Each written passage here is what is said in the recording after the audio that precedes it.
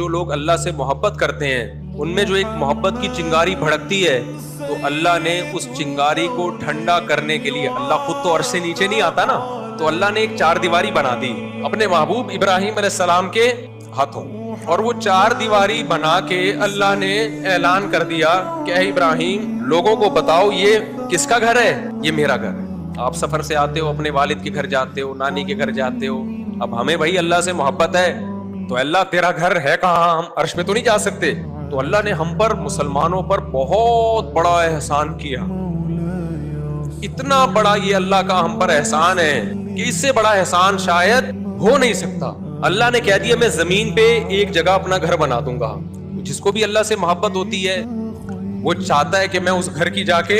جس کی اللہ سے محبت ہوگی نا اور اس کو بیت اللہ کی قدر ہوگی کہ یہ اللہ کی طرف منسوب ہے، اس کے دل میں بیت اللہ کی اتنی زیادہ قدر ہوگی